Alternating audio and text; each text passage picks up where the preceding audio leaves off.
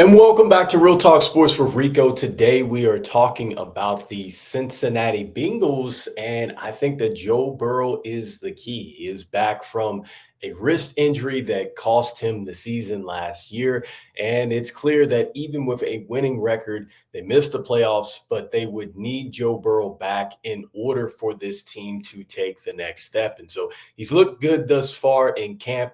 He's also looked good throughout the preseason. He's talking about how he knows he needs to stay healthy in order for the Cincinnati Bengals to make a move back to where they had been before, like a Super Bowl. So I do love that Joe Burrow acknowledges that. And I think that that is key number one for the Bengals is just keeping Joe Burrow healthy. Now, with that being said, the Bengals actually have the easiest schedule in the entire division.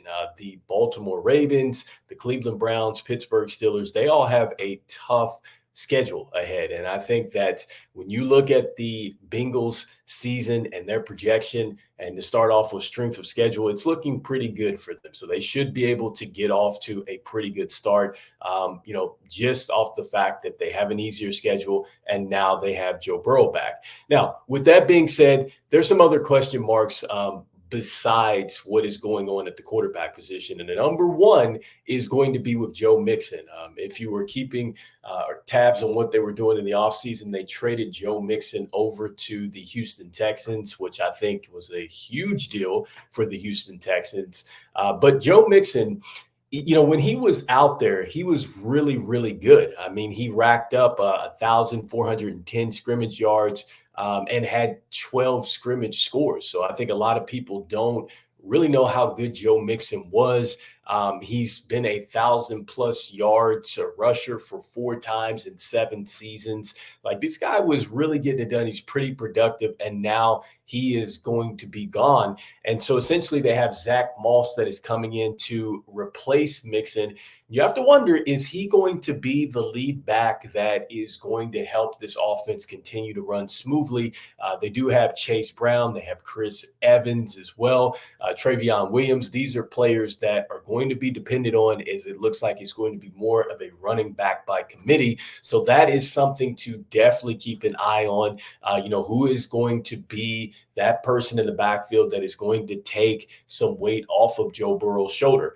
Next up, the offense is probably going to have a little bit more of a wrinkle to it because now you have Dan Pitcher coming in as the new offensive coordinator. Brian Callahan is now with the Titans as the head coach. And so you wonder, okay, is this offense still going to stay on track? Is it smooth? How innovative is it going to be in year one now that they have a new offensive coordinator? I mean, he does have one of the best quarterbacks in the game, so hopefully that's not too hard to figure out. And also, too, I mean, he can still lean on Zach Taylor, who is essentially going to be that person that can still call the plays and be the primary play caller here. So I don't think that that's going to be too much of an issue, but it is something that you might want to monitor if you're looking at the Bengals.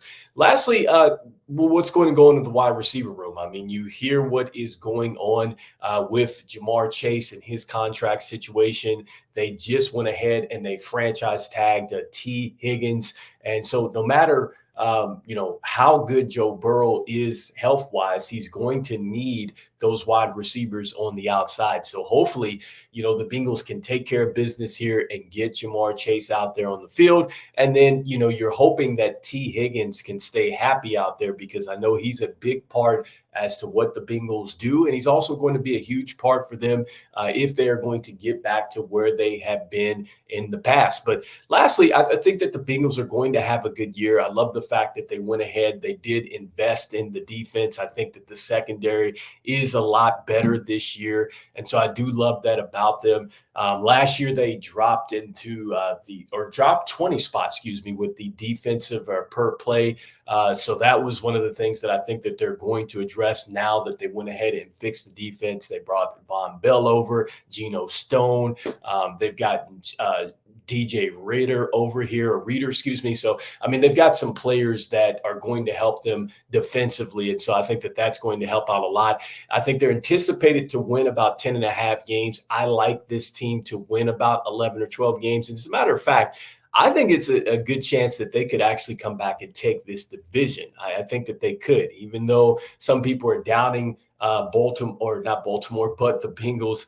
And really, they think that Baltimore, Pittsburgh, those teams could rise up. I think it's still going to be the Bengals division ultimately, but we'll see.